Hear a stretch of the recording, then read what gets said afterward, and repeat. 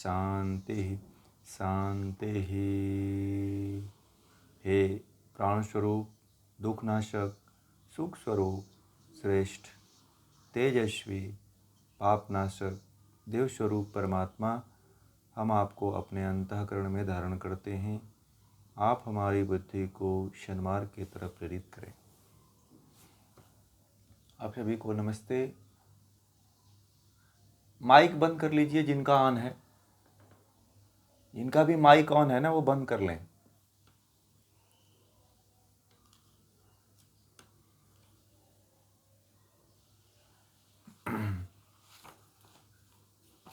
आज हम लोग जो है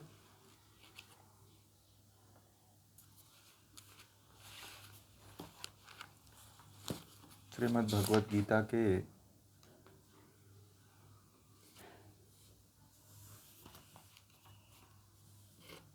9वें श्लोक से प्रारंभ करेंगे।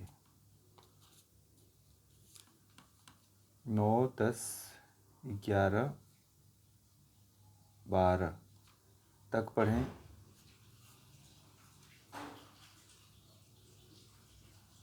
पढ़िए। हाँ पढ़िए।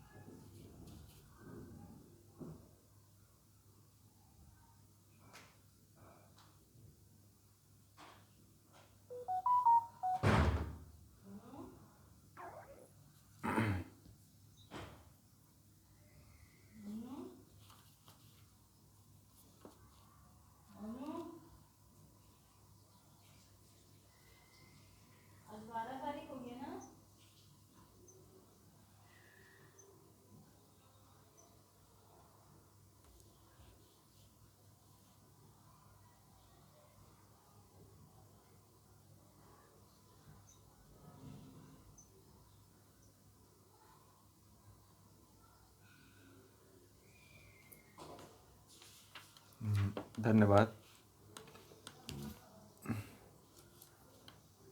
माइक बंद कर लीजिए। माइक अपना शुभांजलि जी, माइक बंद कर लीजिए।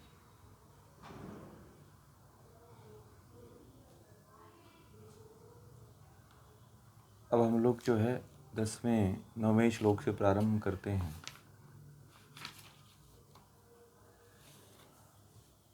कहते हैं कि भगवान श्री कृष्ण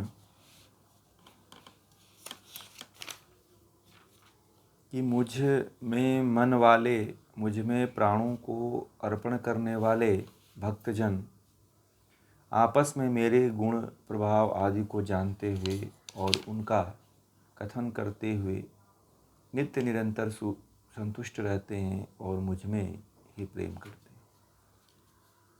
मुझ में चित्त लगाकर मेरे प्रति अपने प्राणों को अर्पण करके एक दूसरे को उद्बुद्ध करते हुए नित्य मेरा ही कीर्तन करते हुए वे संतोष से भरपूर तथा आनंद में रहते हैं। ये 9वां श्लोक है। और आगे कहते हैं कि जो लोग इस प्रकार निरंतर प्रेम पूर्वक मेरे भजन में लगे रहते हैं, उन्हें मैं बुद्धि भी ऐसी प्रदान करता हूँ जिसके द्वारा वे मेरे पास ही पहुँच जाते हैं। ये बड़ा महत्वपूर्ण विषय है, परंतु महत्वपूर्ण विषय ये ज़्यादा बन जाता है कि आप किसको भज रहे हो।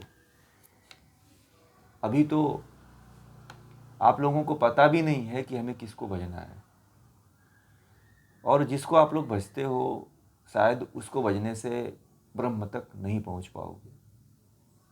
जब तक आप ब्रह्म को नहीं भजेंगे तब तक ये स्थिति नहीं आती है, और ब्रह्म को जो भजता है बुद्धि उसी को प्राप्त होती है।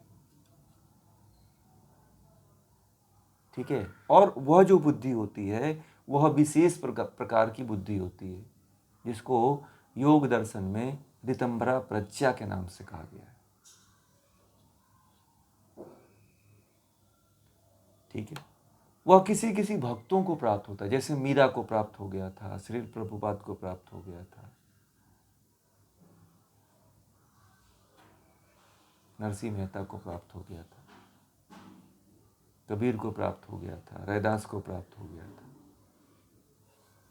तो वह विशेष प्रकार की बुद्धि उन्हीं लोगों को प्राप्त होती है जो ब्रह्म को भजते हैं। और दूसरी चीज, परमात्मा में चित्त लगना चाहिए। चित्त कहाँ लगता है? मन कहीं और होता है, सामने मूर्ति होती है, फोटो होता है, तो चित्त लगेगा ही नहीं। जब तक कि आप परमात्मा की गुण, कर्म और स्वभाव को ज्ञान के द्वारा नहीं जानते हैं, तब तक चित्त नहीं लगेगा। जब तक आप पढ़े ही नहीं हो उसको, आपको कोई बताया ही नहीं है कि परमात्मा का स्वरूप ऐसा होता है, तो चित्त में बैठाओगे क्या आप लोग? ये बड़ा महत्वपूर्ण विषय है कि चित्त में बैठाने के लिए परमात्मा को कुछ न कुछ तो चाहिए आलंब। ज्ञान, ज्ञान बहुत बड़ा आलंब है। यदि ज्ञान आपको हो जाता है तो ही आप परमात्मा को चित्त में बैठा सकते हैं। और अपने प्राणों को अर्पण कर देना, प्राणों को अर्पण कर देना मतलब प्राणायाम आदि के द्वारा आप परमात्मा में श्वास और प्रश्वास दोनों में ही उसका जप करना, यही प्राणों में प्राणों का अर्पण है।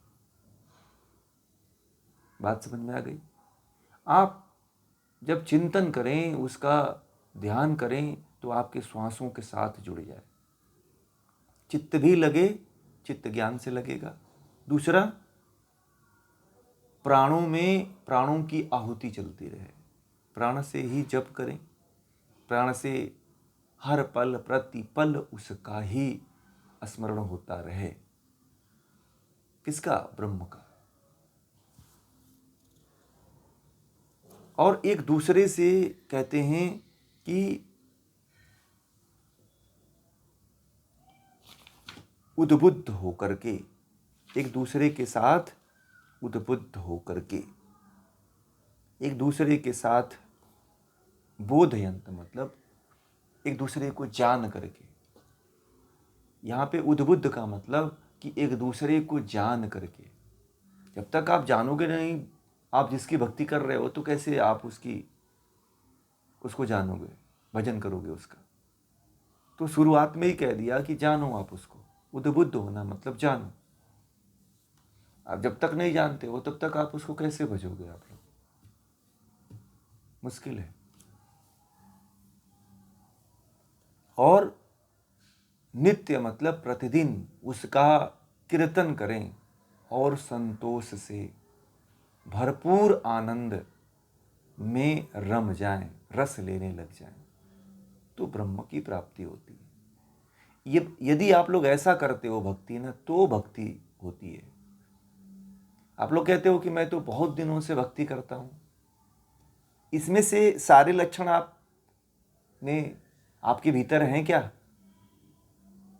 जो लोग भी भगवान को भजते हैं, कीर्तन करते हैं, पूजते हैं, क्या ये जो 9वें श्लोक में जो लक्षण बताए हुए हैं, वो सारे के सारे लक्षण आपके भीतर रहते हैं परमात्मा को प्राप्त करने के लिए? बताइए, रहते हैं? नहीं रहते हैं ना, इसीलिए तो परमात्मा मिलता नहीं है। क्या करना चाहिए? नोट कर लीजिए कि चित्त आपका लगना चाहिए। पहला पॉइंट है कि परमात्मा का चित्त, परमात्मा में चित्त लगना चाहिए। और प्राणों में प्राणों की आहुति होनी चाहिए कि श्वास लें तो परमात्मा, श्वास छोड़ें तो परमात्मा। और एक दूसरे को जाने, आप अपने आप को भी जाने मतलब आत्मा को जाने और उस ब्रह्म को भी जाने। तीसरा पॉइंट है। और कहते हैं कि प्रतिदिन उसका कीर्तन करें। क्या करें? प्रतिदिन उसका कीर्तन करें। अगला जो पॉइंट है वह है संतोष अपने भीतर रखें कि नहीं, परमात्मा तो मुझे जरूर प्राप्त होगा। अपने भीतर संतुष्टि भी रखें। और उसके बाद जो आनंद मिलता है उस आनंद को महसूस करें। इतने भक्ति करते हुए आपके पास इतने लक्षण होने चाहिए। समझ में आ गया? नोट कर लिए ना आप लोग?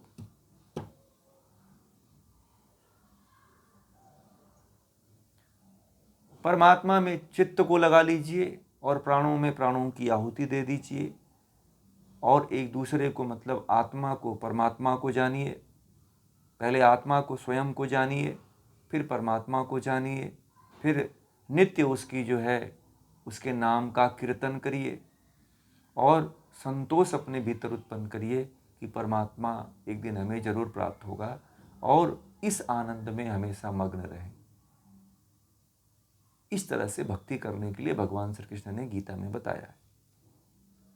आगे कहते हैं कि जो लोग इस प्रकार निरंतर प्रेम पूर्वक भजन करते हैं, संतोष के साथ, आनंद के साथ, जो लोग प्रेम पूर्वक प्रतिदिन निरंतर कभी टूट न हो, इस तरह से यदि कोई भजन करने में लगे रहते हैं तो कहते हैं मैं उन्हें बुद्धि भी ऐसा प्रदान कर देता हूं। यदि आप इस तरह से लगे रहे ना, जैसा ऊपर मैंने जो पॉइंट बताए उस पॉइंट के अनुसार यदि आप परमात्मा की भक्ति में भजन में लगे रहे तो ईश्वर आपको विशेष प्रकार की बुद्धि प्रदान कर देता है।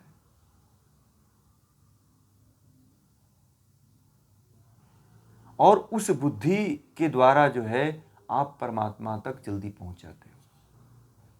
कोई और माध्यम नहीं है कि कोई आकर के आपको प्रकट होते हैं, वो जैसे टीवी में दिखाता है और हाथ से एक ज्योति निकलती आपके शरीर में जाती है और आप तुरंत मोक्ष को प्राप्त हो जाते हो।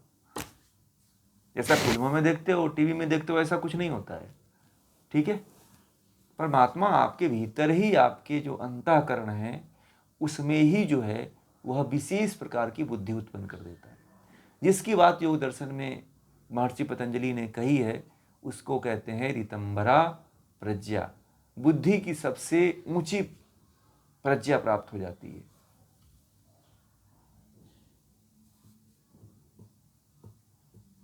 इतना करने के बाद यदि आप लोग इतना प्रयास करते हैं तो जरूर ब्रह्म एक दिन प्राप्त होता है। अब इसमें अगर आप कोई टूट करते हैं, इसमें कुछ यदि आप इधर उधर करते हैं तो ब्रह्म को कभी नहीं प्राप्त कर पाएंगे। और सारे बिंदु हमने बता दिया आपको कि ये बिंदु होना चाहिए। इतने कंडीशन पे यदि आप खरे उतरते हैं तो परमात्मा को पाने में कोई भी समस्या नहीं आएगी। जो भक्ति करते हैं उनकी बात कर रहे हैं। आप लोग कहते हैं नहीं कि पर भक्ति करना बड़ा आसान है, परंतु भक्ति भी एक सिद्धांत के साथ और एक नियम के साथ की जाती है, जिसको भगवान श्री कृष्ण ने इसमें बताया कि भक्ति कैसे की जाती है। केवल कुछ लोग नाम लेते रहते हैं तो सोचते हैं कि इससे हम भगवान को प्राप्त हो जाएंगे। मुझे तो नहीं लगता है कि इससे परमात्मा को और ब्रह्म को आप प्राप्त हो जाएंगे।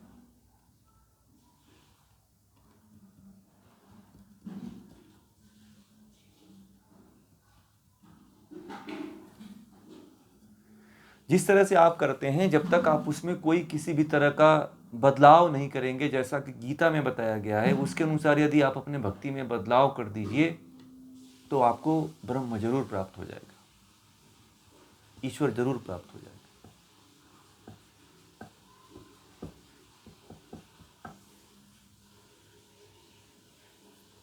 आगे कहते हैं कि जो लोग, ग्रह में श्लोक में, कि जो लोग निरंतर मेरे भजन में लगे रहते हैं उन पर अनुकंपा करने के लिए मैं उनके आत्मा के भाव अर्थात उनकी बुद्धि में, हृदय में स्थित हुआ ज्ञान रूपी प्रकाशमय दीपक से, ज्ञान रूपी प्रकाशमय दीपक से अज्ञान से उत्पन्न होने वाले अंधकार को नष्ट कर देता हूं। देखिए परमात्मा और क्या क्या करता है आप लोगों को पता है। आप लोगों को बस पता है कि परमात्मा कुछ नहीं करता है, परंतु परमात्मा इतनी गहराइयों में जाके मदद करता है कि जिसकी हम कल्पना भी नहीं कर पाते हैं। परमात्मा इतना हमारे साथ मदद करता है और इतने महत्वपूर्ण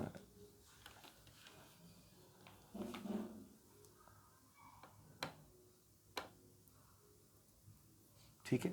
क्या करते हैं कि जो लोग निरंतर मेरे भजन में लगे रहते हैं, उन्होंने कहा कि जो लोग निरंतर भजन करते हैं, हमेशा भजन करते हैं, उन पर अनुकंपा करने के लिए, मतलब उनके ऊपर कृपा करने के लिए आत्मा के भाव अर्थात उनकी बुद्धि में, हृदय में स्थित हुआ ज्ञान रूपी प्रकाश दीपक से अज्ञान से होने वाले अंधकार को मैं नष्ट कर देता हूँ।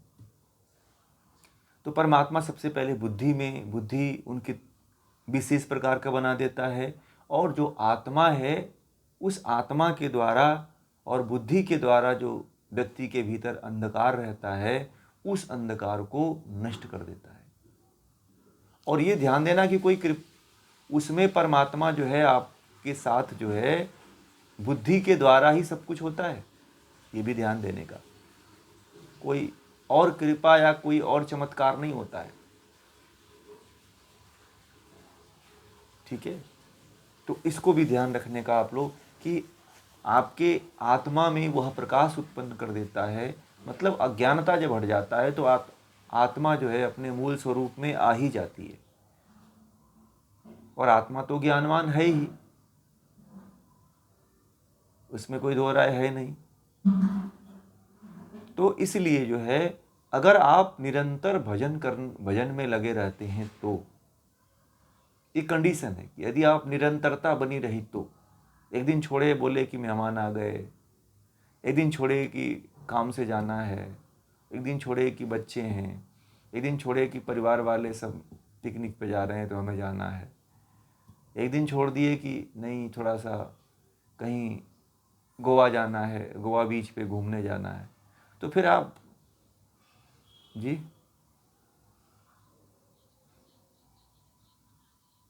हाँ, ये कैसे भगवान को प्राप्त होंगे? भजन के द्वारा, भक्ति के द्वारा। वो नहीं, मैं उसके लक्षण सब बता रहा हूँ ना, वो कीर्तन नहीं है, उसमें पहले ही मैं परमात्मा को चित्त में बैठाना है। तो चित्त में क्या है? मन है, बुद्धि है, अहंकार है। तो चित्त में मतलब मन में आप उसका चिंतन हमेशा, मतलब इंद्रियां इसमें एक हो जाती हैं, इंद्रियां भटकती नहीं है, फिर केवल परमात्मा ही रहता है। मन में चित्त लगाने, मुझ में चित्त लगाने का मतलब है कि परमात्मा के अलावा और इंद्रियां इधर उधर विचलित नहीं होती हैं, ठीक है। इतना कंडीशन कौन करेगा? सांख्य योग के द्वारा होगा, ज्ञान के द्वारा होगा, और जिसको ज्ञान रहेगा वही कर पाएगा, नहीं तो नहीं कर पाएगा। जिसको ज्ञान नहीं होगा वह कर ही नहीं पाएगा।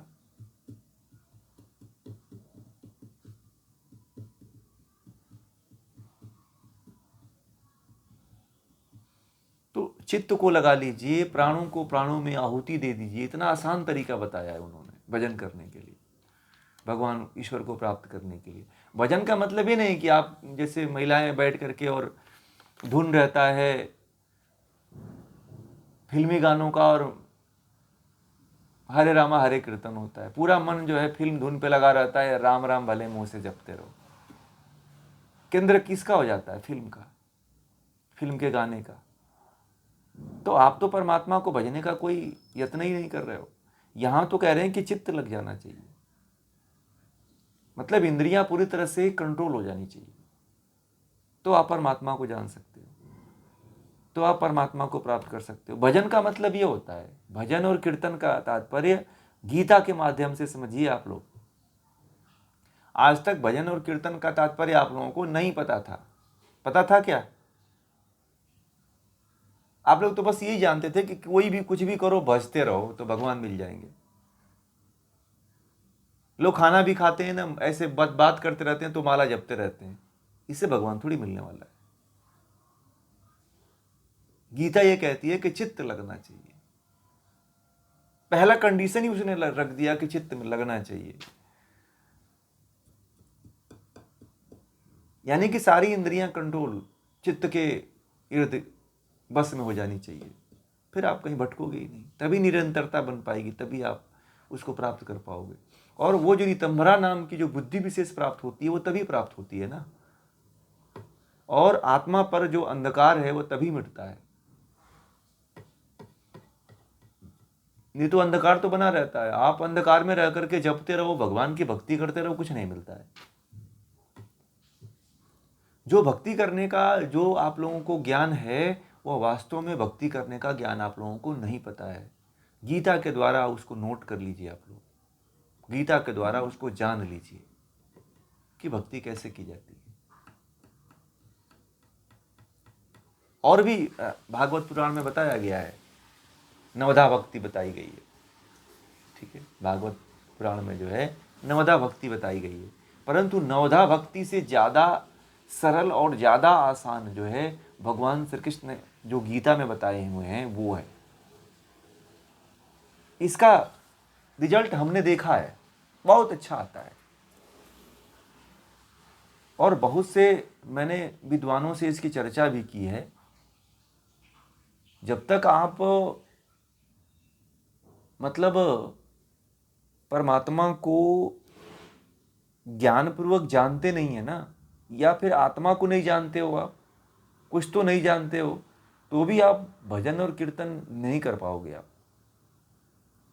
हम लोग सोचते हैं ना कि भजन कीर्तन बड़ा आसान है और कर लेते हैं, परंतु आप देखो आज के समय में बहुत से लोग भजन कीर्तन करते हैं, और मुझे तो बहुत लोग मिलते हैं। मैं उनसे पूछता हूँ कि आप कितने दिनों से भजन कीर्तन कर रहे हो? बोले जिंदगी बीत गई मेरी तो, सुबह से लेकर 3 बजे से मैं उठता हूँ। एक यहाँ पे माता जी हैं, वो उनकी उम्र करीब 90-90 साल की है, तो वो मुझसे एक दिन मिली, तो सुनती हैं तो उनका मिलने की इच्छा हुई। बोले कि मैं मिलना चाहता हूँ आपसे, आप कुछ अलग ही बताते हो, मैं इतने साल से भक्ति करती चली आई। 90 साल की हैं बता रहा हूँ, और अभी भी बहुत हेल्दी हैं।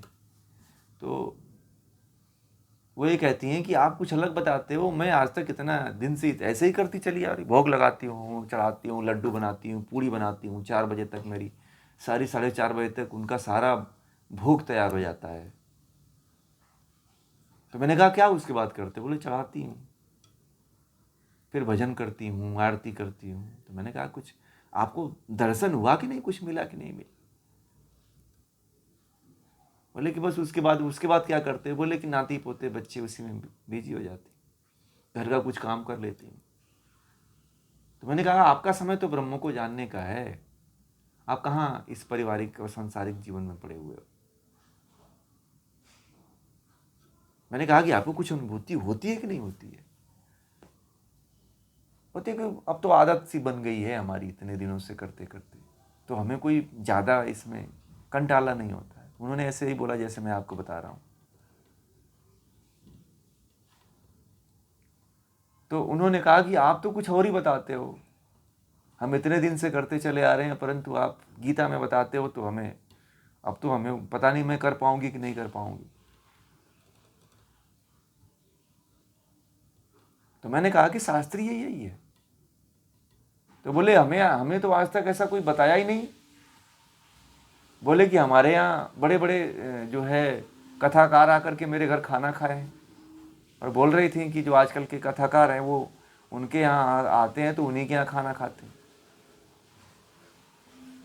उन्हीं के यहाँ रुकते हैं। बोलती हैं कि रुकने की व्यवस्था मेरे यहाँ ही होती है। तो मैंने कहा उनसे आपने बात नहीं किया, कभी इसके बारे में गहन रूप से चर्चा नहीं किया, जैसे आप मेरे साथ ये पूछ रही हैं? तो बोले कि नहीं, वो लोग तो आते हैं तो इतना व्यस्त रहते हैं कि उनकी व्यवस्था में ही समय निकल जाता है, उनसे तो मेरी कुछ बातें नहीं हो पाती है। फिर क्या करते हो? बोलती कि आरती में जाते हैं, रामायण जी की आरती कर लेते हैं, भागवत पुराण की आरती कर लेते हैं, फिर वो कुछ घर पे पूछ पाछ लेते हैं। तो मैंने कहा कि आपको पूछना चाहिए ना कि आप कैसे परमात्मा को प्राप्त करोगे। बोले कि वो लोग भी मुझे नहीं कभी बताए। मैंने कहा कि अब मैं क्या कहा बताऊं आपको। तो ये है, तो जीवन ऐसे न निकले जान करके कि हमें किस तरह से पहुंचना है परमात्मा तक, ये जानना जरूरी है। आप पता चले कि आप चल भी रहे हो और सही रास्ते भी नहीं पकड़े हो तो कैसे पहुंचोगे मंजिल तक, है कि नहीं? लोग चल भी रहे हैं और चल के बहुत दूर निकल गए हैं और दूसरे रास्ते पे भटक गए हैं, जहां जिस रास्ते पे चलने के बाद कोई लक्ष्य मिलने वाला ही नहीं है, तो उस रास्ते पे चलने से क्या फायदा है? बताइए, कोई फायदा है? नहीं फायदा है ना। मान लीजिए कि मैं आपको बताऊं, आपको जाना है दिल्ली और आप चले गए बिहार वाले रास्ते को पकड़ करके, तो लक्ष्य तक पहुंचे? फिर तो आप बिहार जंगल में चले गए। फिर आपको दिल्ली कहाँ पहुंचे आप? फिर आपको जाना है हरिद्वार और आप कहाँ पहुंच गए? मुंबई पहुंच गए। तो चेंज हुआ कि नहीं? डाइवर्ट हो गया कि नहीं आपका रास्ता? रास्ता सही पकड़ना जरूरी है। आप कहीं भी रहो, किसी भी गुरु को पकड़ो, किसी भी ज्ञानी को पकड़ो, परंतु उससे आप लोग तर्क वितर्क क्यों नहीं करते हैं? मैं उनसे कहा कि आप लोग जब मिलते हैं तो कोई आचार्य आता है, कोई कथाकार आता है, तो उससे पूछो ना, तो बोले कि वो लोग इतना बताते ही नहीं है। आप जितना सहजता से बता देते हो वैसे वो लोग बताते ही नहीं है। मैंने कहा कि थोड़ा सा आपके यहाँ आते हो, आप इतना पैसा आप लोग दान देते हो, उनके ट्रस्टी हो आप लोग, हर साल जो है 20 लाख 25 लाख रुपए उनको देते हो, और 20 लाख 25 लाख रुपए देते हो फिर भी उनके पास आपके लिए समय नहीं रहते। पूछा भी तो करो उनसे आप कि आपको सही रास्ता मिल जाए। बोलते हैं कि उनके पति थे तो वो बोलते थे कि वो फाउंडर हैं, उन्होंने 1.5 करोड़ रुपया दे करके संस्था, जिस संस्था से जुड़ी हुई हैं वो, उसमें, और हर साल इनके लड़के भी और ये भी जो है इतना बड़े बड़े स्तर से, मतलब कि 20 लाख 25 लाख रुपए हर साल दान देते हैं वो। मैंने कहा क्या आप लोग कहाँ तक पहुँचे? तो बोले कि हमें आज तक इन्होंने नहीं बताया। अब बुढ़ापा में वो बात थोड़ा अजीब ही हो जाती है। तो बोले कि उनको बताना चाहिए था। मैंने कहा कि अब मैं क्या करूं, नहीं बताए तो हम मेरे द्वारा सुन लीजिए और इसी भी राह पे चलना शुरू करिए। मैं तो देखिए, मैं आपको गीता में बता देता हूँ, ये गीता में लिखा हुआ है, मैं अपने द्वारा नहीं बता रहा हूँ। तो बोली गीता तो मैं बहुत दिनों से पढ़ती हूँ। और उनके यहाँ बोली कि मेरे पूरे जीवन में करीब 50 बार भागवत गीता का पाठ करवा चुकी हूँ बड़े बड़े विद्वानों के।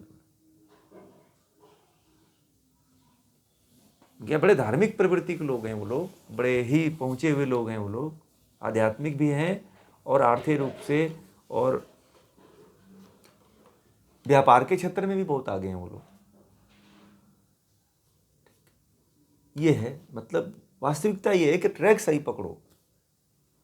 जीवन नष्ट हो जाए इससे बेहतर है कि ट्रैक सही रहे।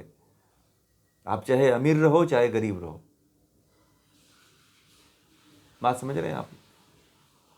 ट्रैक सही होना चाहिए, सही मार्ग होना चाहिए। कहीं पे भी रहो आप, किसी से भी जुड़ के रहो, किसी से भी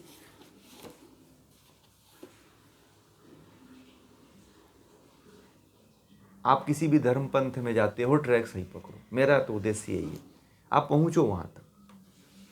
और गीता में जितना सरल तरीके से, जितना आसान मार्ग बताया गया है और जितना निचोड़ है गीता में, सभी शास्त्रों का एक तरह से निचोड़ है, वेदों का निचोड़ है, उपनिषदों का पूरा निचोड़ है। और इस निचोड़ को यदि आप जो पी लेता है तो फिर समझो कि वो अमृत पी लेता है। बहुत तामझाम करने की आवश्यकता नहीं है।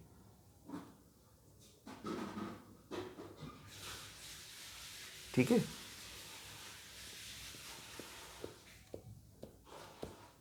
आगे चलते हैं हम लोग। अब जब भगवान श्री कृष्ण जो है अर्जुन को इतनी बातें बताते हैं ना, तो अर्जुन को भगवान की विभूतियों को जानने के लिए विशेष उत्कंठा, मतलब एक इच्छा जागृत होती है कि मैं आपकी विभूतियों को जानना चाहता हूं।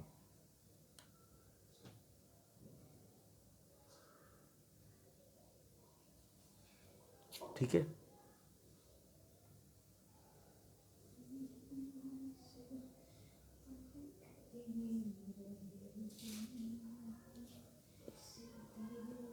तो आगे कहते हैं 13वें श्लोक में कि आहुत श्याम ऋषयः सर्वे देवर्षि नारदस्तथा अश्रुतो देवलो व्यासः स्वयं चैव ब्रवीषि में। कहते हैं कि हे अर्जुन ने कहा, हे भगवान, तू परम ब्रह्म है, परम पवित्र है, शाश्वत दिव्य पुरुष है, आदिदेव है, अज है और विभु है। बड़े महत्वपूर्ण उन्होंने बात कहा कि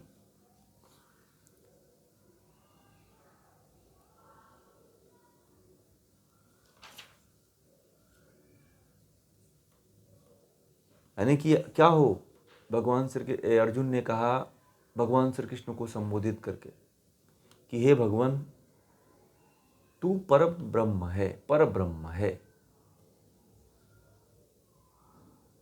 और उन्होंने कहा परम मतलब सबसे बड़ा, ब्रह्म मतलब ईश्वर।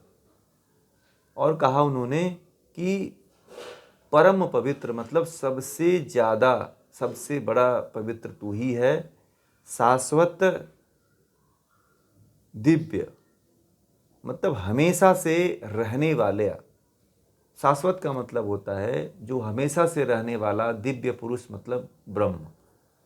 ईश्वर ही है जो अनादिकाल से है और हमेशा रहता है। आदिदेव हो, क्या हो? आदिदेव, जिसका कोई प्रारंभ न हो। अज मतलब अजन्मा। विभु मतलब सर्वव्यापी। मैंने लिखाया भी है बाद में, पहले भी। विभु मतलब सर्वव्यापी, अज मतलब अजन्मा। मतलब आप सर्वव्यापी हो, सब जगह व्याप्त हो और अजन्मा हो, कभी आपका जन्म नहीं होता है। ऐसा उन्होंने संबोधन किया। किसको? भगवान श्री कृष्ण को।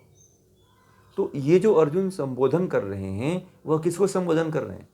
ब्रह्म को संबोधन कर रहे हैं। किसको? ब्रह्म को संबोधन करते हैं, ब्रह्म की बात करते हैं कि ब्रह्म जो होता है, जो ईश्वर होता है, वह सबसे बड़ा सर्वशक्तिशाली है, परम पवित्र है और हमेशा से रहने वाला है, आदि है, अजन्मा है और सर्वव्यापक है।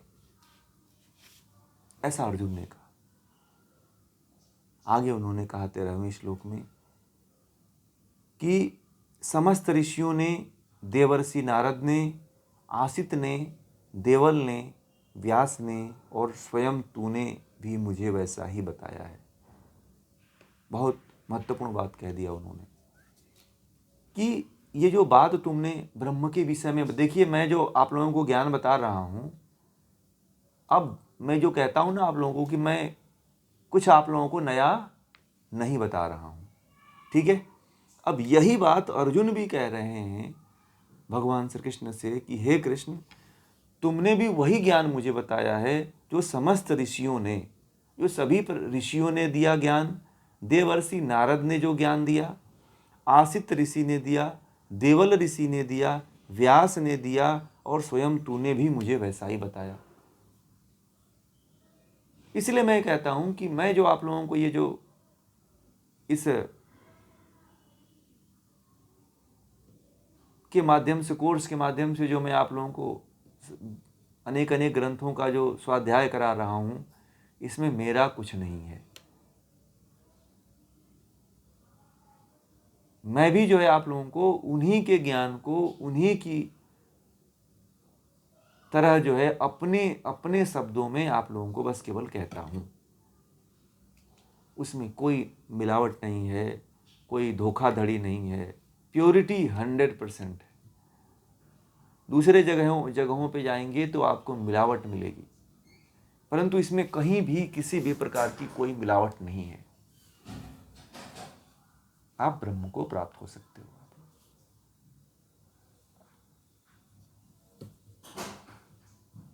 जान सकते हो। जैसा भगवान श्री कृष्ण ने अनादिकाल से ऋषियों से सुना था, वही ज्ञान अर्जुन को भी दिया।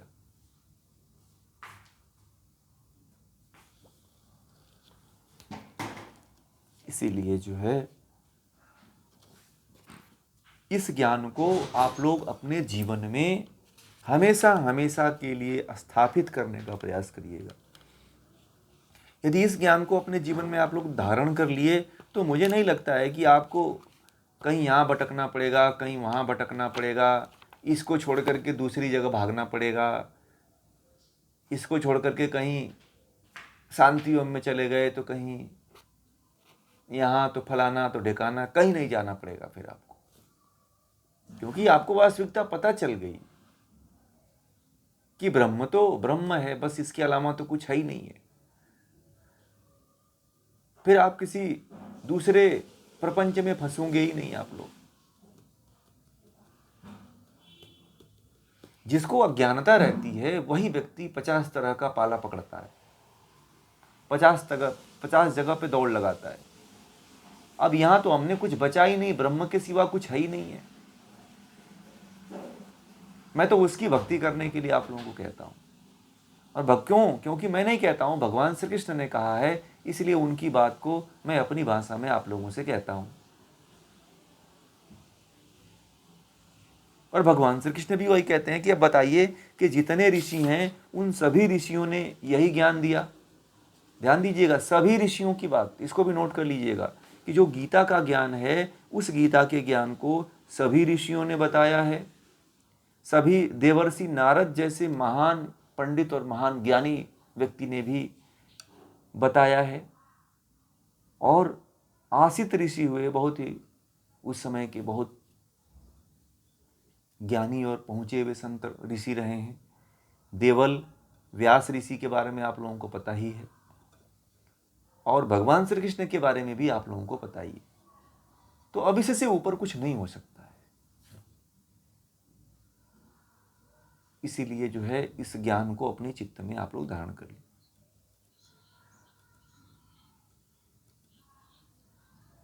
ये तो समस्त ऋषि आ गए इसमें। समस्त ऋषि मतलब ब्रह्मा से लेकर के जैमिनी पर्यंत तक कहते हैं कि 84 लाख ऋषि हुए हैं। उन सभी ऋषियों की बात यहाँ पे हो रही है। और हमारे और आपके बीच में जो ज्ञान है और जो हम लोग जान रहे हैं, पढ़ रहे हैं, समझ रहे हैं, वह ज्ञान परंपरा ऋषियों के द्वारा ही आई है और ऋषियों ने ही इसे सजो करके रखा है। आप लोग भी ऋषि हो सकते हो यदि इस ज्ञान को जान जाते हो, समझ जाते हो, तो आप भी ऋषि हो। आत्म साक्षात्कार कर लेते हो तो आप भी ऋषि ही हो। आगे कहते हैं कि सर्वमेत धृतम मन्ये यन्मा वदसि केशव न ही ते भगवन व्यक्तिम विदुर्देवा न दानवाः। कहते हैं कि हे केशव, जो कुछ तू मुझे कह रहा है इस सब को मैं सत्य मानता हूं। अब अर्जुन जो है, इतने प्रश्न होने के बाद अब कृष्ण की ने जितने भी ज्ञान की बातें कहा, अब उसको ये कहने लगा अर्जुन कि अब मैं आपकी सभी बातों को सत्य मानने लगा हूं। ठीक है, तेरे व्यक्तित्व को न देव जानते हैं न दानव जानते हैं। मतलब ये ब्रह्म के व्यक्तित्व की बात करते हैं कि ब्रह्म के व्यक्तित्व को, ब्रह्म को न कोई देवता जानता है न कोई दानव जानता है। ब्रह्म केवल ब्रह्म की अनुभूति कर सकते हो, ब्रह्म को पूरा कोई नहीं जानता है। ये जो आप लोग वेद पढ़ते हो, उपनिषद पढ़ते हो, जितने ग्रंथ पढ़ते हो और ब्रह्म के बारे में, ईश्वर के बारे में जितनी बातें कही जाती है, उसमें से बहुत कम ही है जिसके बारे में पूरा लोग लिखे हुए हैं। ब्रह्म के बारे में पूरा किसी ने जान ही नहीं पाया, और जितने लोगों ने जाना, ऋषियों ने जाना, जैसे अनुभूत किया, वह ज्ञान जो है शास्त्रों में उन्होंने बताया। ये तो ध्यान में, जब ध्यान में, समाधि में जब ऋषि लीन होते थे तब यह उनको ज्ञान प्राप्त होता था और वो हमारे तक पहुंचाते थे।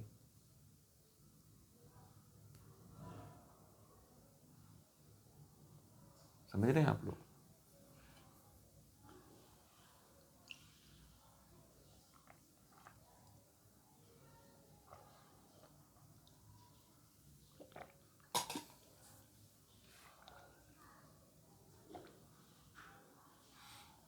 इसलिए जो है हमेशा जो है ये हमारे द्वारा यही प्रयास होना चाहिए कि ईश्वर को हम जानने की कोशिश करें, क्योंकि ऋषि भी जो हमारे जितने हुए हैं ना, उन्होंने भी ब्रह्म को जानने की ही कोशिश किए हैं। और हर ऋषि का देखिएगा अनुभव अलग अलग है। हर ऋषि ने जैसे ब्रह्म, आप उपनिषद पढ़ेंगे आप लोग, तो उपनिषदों में देखिएगा हर ऋषियों का ज्ञान जो है अलग अलग है, हर ऋषियों की अनुभूति अलग अलग है। और वही कार्य जो है, वही क्या कार्य भगवान श्री कृष्ण आप लोगों से भी करवाना चाहते हैं। और भक्ति का रास्ता उन्होंने बता दिया कि इस तरह से आप भक्ति करो तो ब्रह्म को जान जाओगे। अब आप लोग करोगे नहीं तो कैसे जानोगे? करना तो पड़ेगा ना। आगे कहते हैं,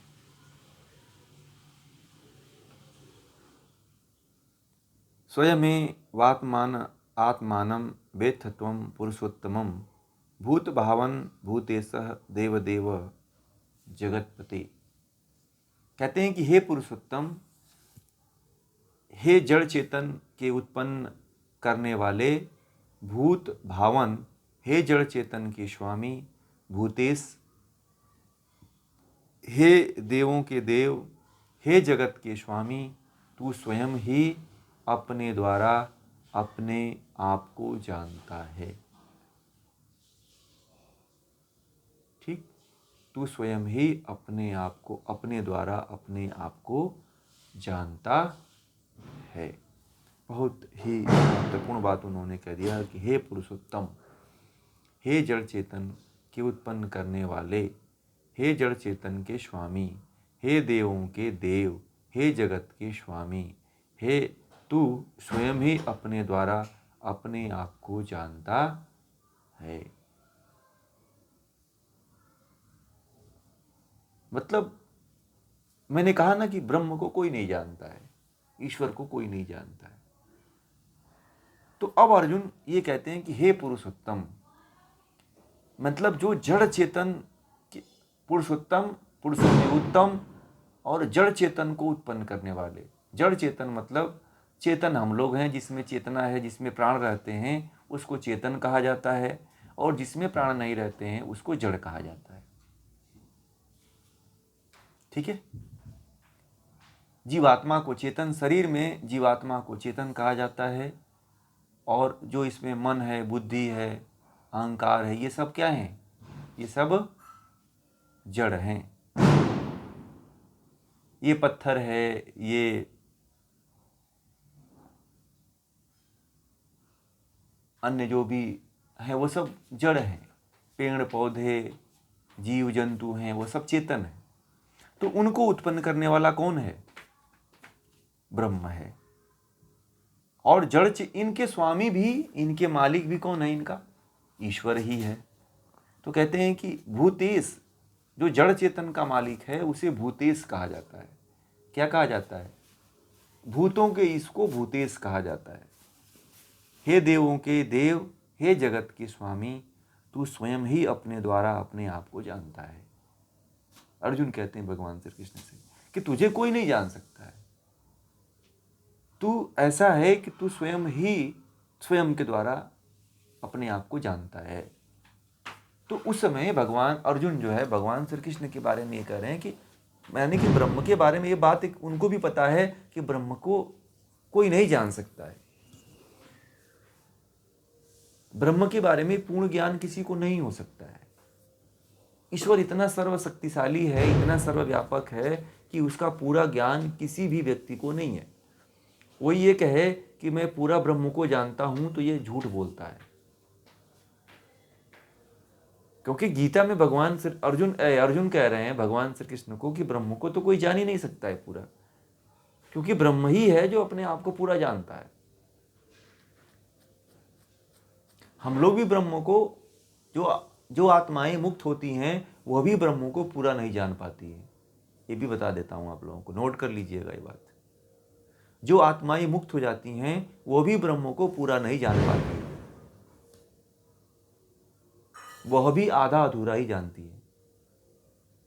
जितना वो ज्ञान अभी ले करके आप लोग जा रहे हो उतना ही ज्ञान आपके पास रहेगा,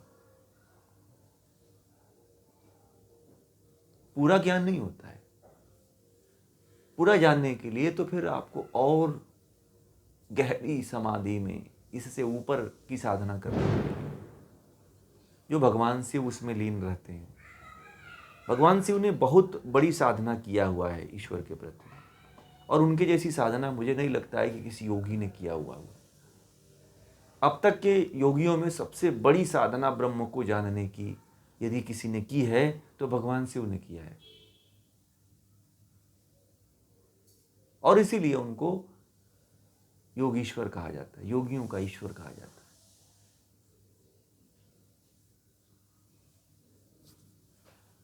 भगवान शिव जो है बहुत बड़े योगी थे, और योगी हैं, और आने वाले समय में भी वो योगी रहेंगे, क्योंकि उनके जैसा कोई पहुंचा ही नहीं, उनके स्तर तक और उनके चरम बिंदुओं तक कोई छुआ ही नहीं जहाँ तक वो योग में पहुँचे हुए हैं।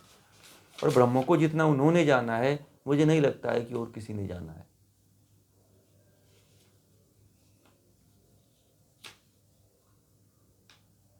ठीक है,